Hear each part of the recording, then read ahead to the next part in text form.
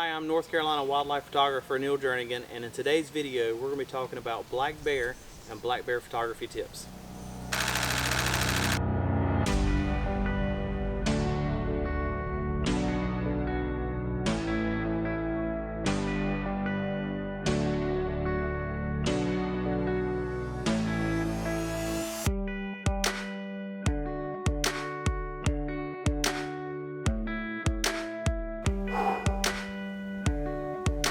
He'll stop and eat it all off, and then he works his way a little bit closer until he finds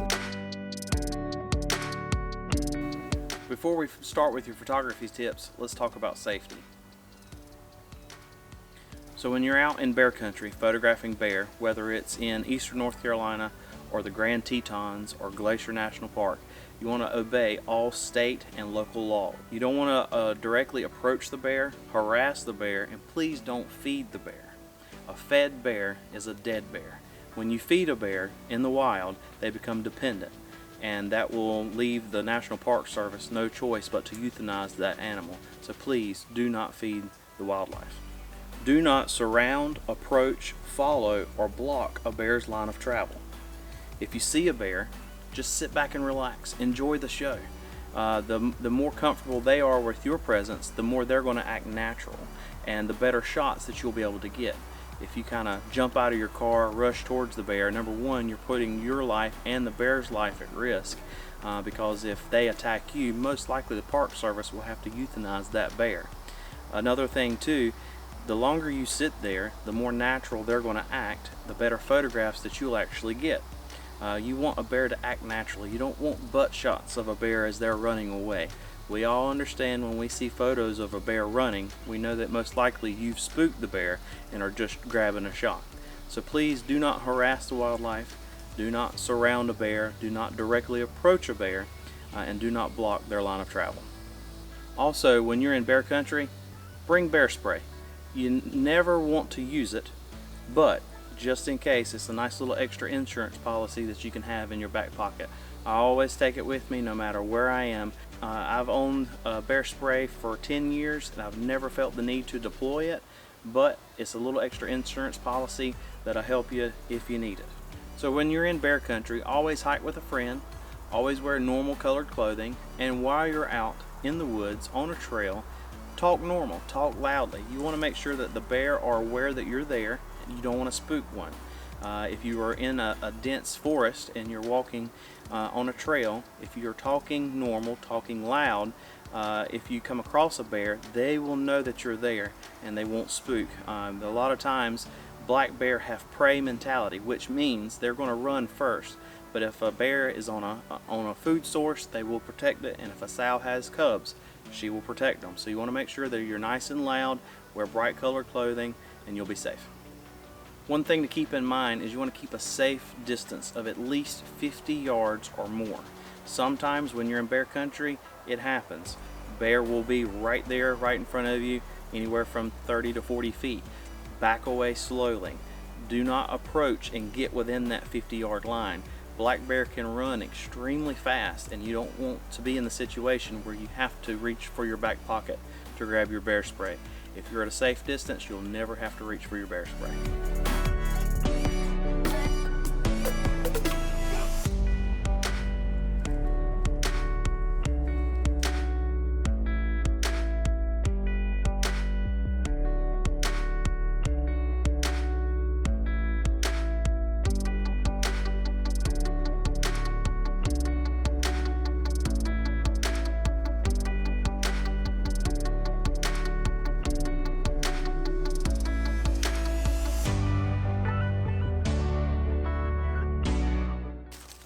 So when you're out in bear country, don't forget to look up. A lot of people are actually surprised by the fact that bear can climb trees. Well, fun fact, they're actually excellent climbers.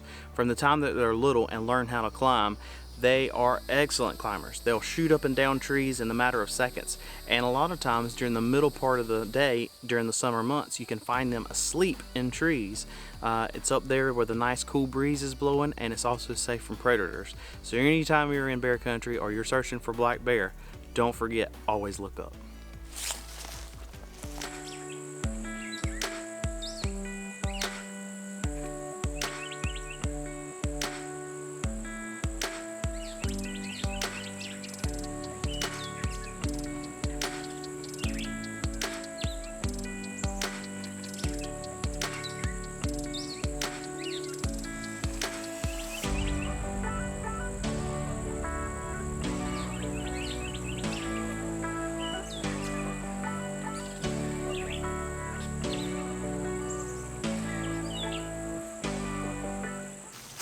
So when you're out photographing black bear, or any wildlife for that matter, you want to make sure you're on a nice, sturdy, and stable tripod.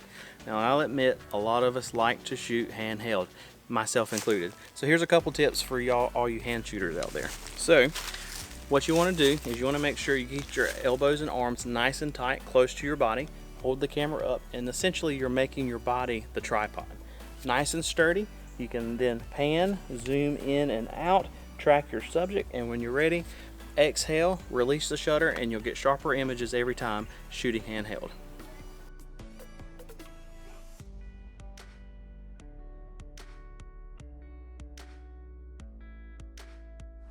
So another thing to keep in mind when photographing bear, you always want to focus on their eye, and if possible, if you're at a safe distance, drop down and photograph at or below their eye level. By doing that, getting closer to the ground, you're making the bear more dominant in the frame, and it gives you a cleaner separation from the subject and the background, giving you those really nice, clean, blurry background bokeh images that everybody loves. So just remember, always focus on the eye, and if possible, if you're at a safe distance, drop down to at or below their eye level, and you'll get better pictures every time.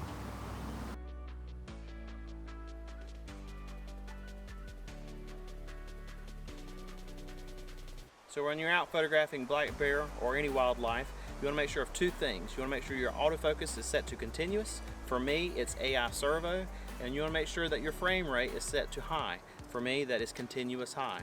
So when you're pressing your shutter button or back button to focus, as long as you're pressing either of those buttons halfway, it will continuously track your subject as it moves throughout the frame. And when you fully press the shutter button, it'll fire off multiple frames per second. That way you not miss any of the action, and then you can go through and post and select the best one of the sequence. So remember those two things. You want to make sure your autofocus is in continuous, and you want to make sure your frame rate is set to high.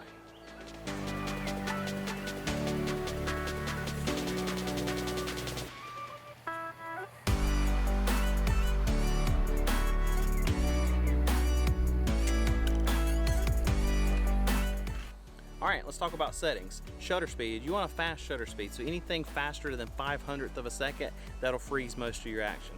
As far as your aperture is concerned, you want to shoot as wide as possible. This particular lens zoomed all the way in at 600. That happens to be 6.3. Your lens may shoot f4. It could be as low as 2.8. So you want a nice wide aperture, lets in as much light as possible to give you a fast shutter speed. It also gives you those really nice, clean, blurry backgrounds. And as far as ISO is concerned, I shoot anywhere from 400 to 3200, but I'm not afraid to crank the ISO on up if I need to. I'm most concerned with photographing the moment, and if it means shooting at a high ISO, I'll just go ahead and set it to a high ISO. There's plenty of software programs out there today that you can actually bring down the noise in post-processing.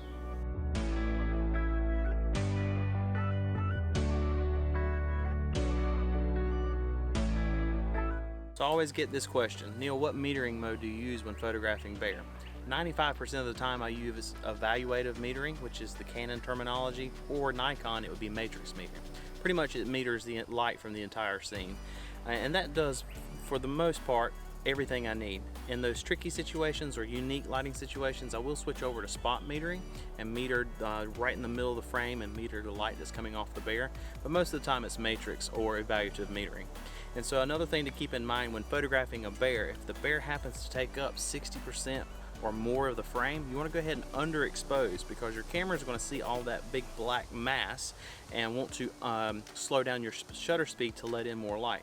So you're going to go ahead and adjust your exposure compensation to the negative and make sure it stays dark, or just speed up your shutter speed to cut down on the light to make sure your black bear stays black. So along with the natural vegetation that the bears feed on, here in eastern North Carolina we have an assortment of crops that they love to eat. Like right here, wheat. They love wheat. They love soybeans and they love corn. And so if you look for the food source, you'll find the bear. That's the easiest way to find a bear. Bears eat almost all the time. They eat and they sleep. They wake up and they eat again. So as long as you look for the food source, you find the food source and you'll find the bear. So when you first arrive to a wheat field and you don't see anything, wait a few minutes. A lot of times the bear will actually lay down and start eating on the wheat, and every few minutes, just to check for predators and to check for other bear, they'll pop up and they'll stand up and look around. Remember, bear have very poor eyesight, So what they'll do is they'll stand up, try to look for it, and then that also elevates their nose. So then they'll reach up and sniff the air to look for either predators or other bear. So black bear are mostly crepuscular, which means they're very active in the first few hours of the day and the last few hours of the day. So if you're out looking for them in the middle of the day, you will see some, just not as many. Most of them are in their day beds, and later in the afternoons, they'll work their way out to their feeding areas. They'll feed mostly in the evenings, overnight, and then first thing in the morning, you can see them making their way back to their day beds. So if you're out in the middle of the day and you're not seeing many bear, that's why.